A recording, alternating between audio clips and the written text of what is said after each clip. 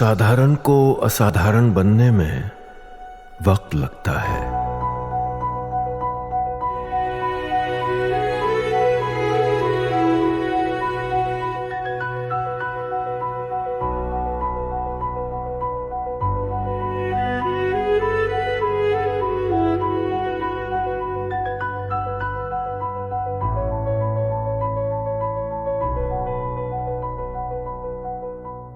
लेकर चलूंगा, लेकिन कंबोडिया थाईलैंड में दूसरे दिन भी जंग जारी है। एशिया में चलने वाले इस फ्लैश पॉइंट की चिंता हमको भी इसलिए है क्योंकि एशिया में यह हो रहा है। दुनिया में तो कई जगहों पर आग लगी हुई है, एकदम करीब दो मुल्क आपस में इस तरीके से, ये देखिए जरा, आग एक दूसरे के ऊपर कैसे उछाली जा रही है। और उसके बाद यह चिंता लाजमी है। थाईलैंड ने लॉन्च किया है ऑपरेशन युट्टा बोडिन।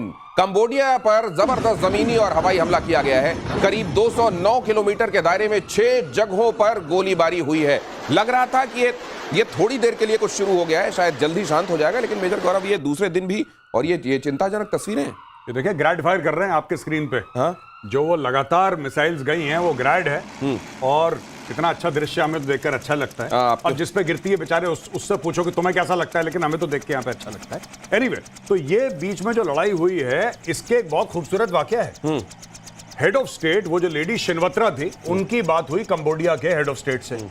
और हेड ऑफ स्टेट से अच्छा इनके दोनों बाप दोस्त, यानी कि head of state of Cambodia and Shinawatra के पिताजी दोनों मित्र। उन्होंने फोन पे कह दिया अंकल अंकल अंकल, और मैं बड़ी परेशान हूं, और मेरा जनरल है जो आपके ऊपर अटैक कर रहा है, मुझे तो वैसे ही समझ में नहीं आता है जनरल।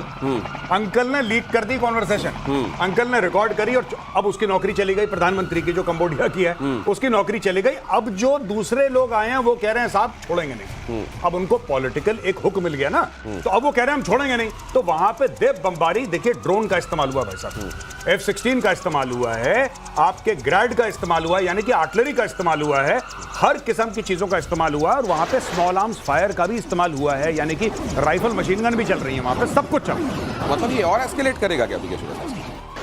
एस्केलेट तो करेगा, हाँ। लेकिन एस्केलेशन लैडर में थोड़ी दिक्कत ये है कि कंबोडिया के पास, अगर कंबोडिया में कोई घुसता है तो कंबोडिया अपने को बचा सकता है, ये तो उसके पास ताकत है। लेकिन कंबोडिया के पास कोई एयरफोर्स नहीं, there is not a single fighter aircraft with Cambodia. और उसके पास 28 F-16 हैं।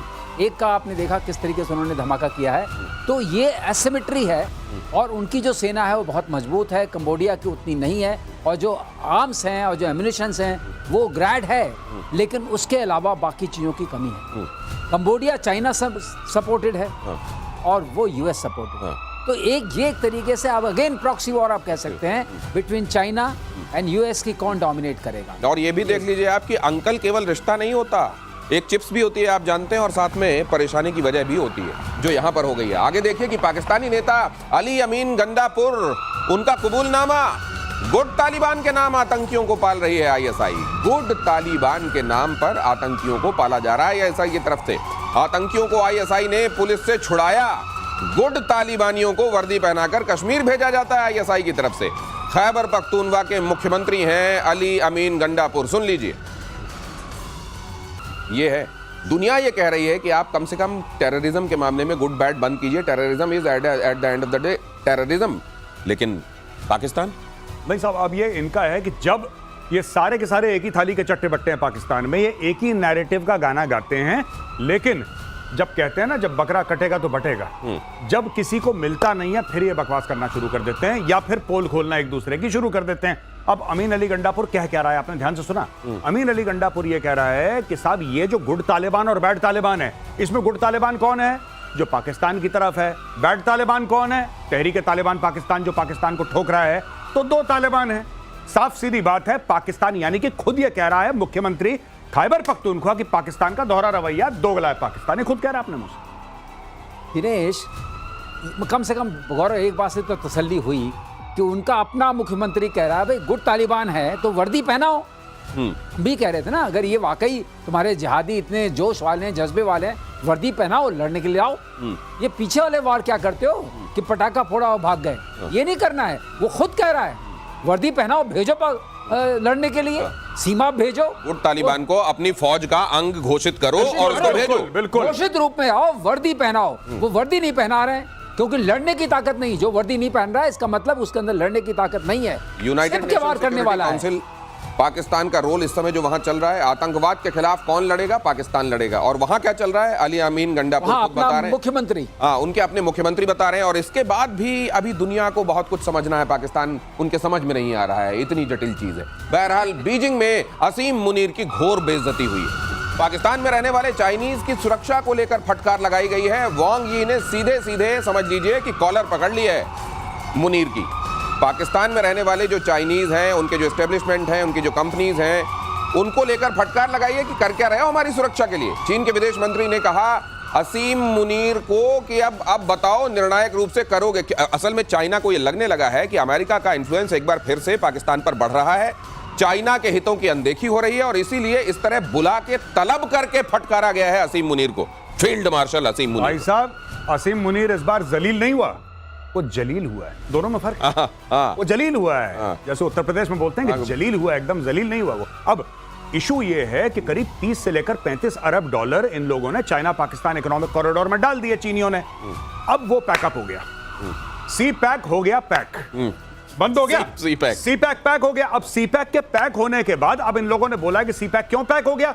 उसके दो मुख्य कारण हैं। एक तो सेफ्टी एंड सिक्योरिटी, 20,000 लोगों के 2 डिवीजन रेज करे थे जो कि नहीं बचा पाए चीनियों को, और चीनियों को मुर्गी की तरह काट के फेंक रहे हैं वहां पे बलोच। एक तो ये चीज है। दूसरी चीज है कि पाकिस्तानी जर्नल खा गए सी पैक, पैसा खा गए, गड़क कर गए और बाहर निकल गए, डकार तक नहीं ली। अब उनको बुलाया जा रहा है कि अच्छा बेटा, तुमने एक तो हमसे पैसे लिए, हमारे बंदे मरवाए, फिर तुम खाना खाने गए डोनाल्ड ट्रंप के पास, अब तुम फिर डोनाल्ड ट्रंप से पैसे लोगे, उसके बंदों को तुमने बलूचिस्तान बेचा, फिर तुम उसके बंदों को मरवाओगे। ये सेम साइकिल इज रिपीटिंग। ये बलूचिस्तान की डील करके आए हैं। ये देखिए कि जब ये पूछा गया ना सर, पीके श्रीवास्तव सर, तो जो जवाब आया वो ये आया कि आप तो हमारे आयरन ब्रदर हैं और हमारी जो दोस्ती है वो तो तमाम मौसमों को देख चुकी है, उसके बावजूद कायम है और हम आपके साथ मजबूती से खड़े हैं। आयरन ब्रदर हैं, जंग लग गया है, ये बुलाया नहीं गया है, लाइन हाजिर हम इसको बोलते हैं। पैसे दिए थे, अब बताओ जरा सा। वो कॉलर पकड़ के बोला ना गौरव ने, कॉलर पकड़ के बुलाया कि अब तुमको फील्ड मार्शल बना दिया, तुमको इतने पैसे दिए, पैसे कहाँ गए, उसका हिसाब कौन देगा। ये लाइन हाजिरी हुई है मुनीर साहब की, और मुनीर साहब जो हैं वहां गए हैं बताने के लिए मैं कुछ करता हूँ। करेंगे क्या?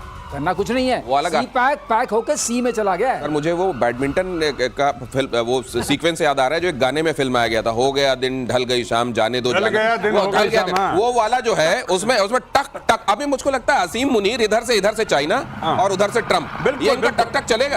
आपके शो में कई बार हम लोगों ने कहा टू टाइमिंग न तो किसी आदमी के लिए ठीक होती है न किसी मुनीर के लिए। ये मुनीर हर में टू टाइमिंग में फंसा हुआ है। लेकिन ये टू टाइमिंग क्या अब सक्सेसफुली निभा लेंगे या एक तरफ से इनको पड़ने वाली है? पड़ेगी, दोनों तरफ से पड़ेगी। एक तरफ कौन सा होगा जिधर से पड़ेगी? नहीं, इनको दोनों तरफ से पड़ेगी। देखिए ऐसा है कि जब तक इनकी पूरी बेइज्जती नहीं होती, इनको भी एहसास नहीं होता पाकिस्तानियों को। अभी देखिए चाइना ने जलील करा इनको, अब देख रहे हैं। अब आप देखिएगा कुछ समय के बाद अमेरिका भी जलील करेगा। अमेरिका कैसे जलील करता है? अमेरिका पैसे देगा, फिर अमेरिका बोलेगा तुमने हमारा काम नहीं करा, फिर अमेरिका चूड़ियां कसेगा। इन लोगों ने एक्चुअली, आसिम मुनीर गया था व्हाइट हाउस, इसने एक्चुअली डोनाल्ड ट्रंप को यह बोला है कि साहब बलूचिस्तान में मिनरल वेल्थ है, आप तो ग्रीनलैंड भी चाहते हैं, आप तो यूक्रेन भी चाहते हैं, आपकी थाली पे मैं बलूचिस्तान परोस देता हूं, आपको जो निकालना है निकाल लो। डोनाल्ड ट्रंप खुश हो गया। पर यही डायलॉग इसने शी जिनपिंग को मारा था। अब ये यही तो है जो कह रहे हैं ना कि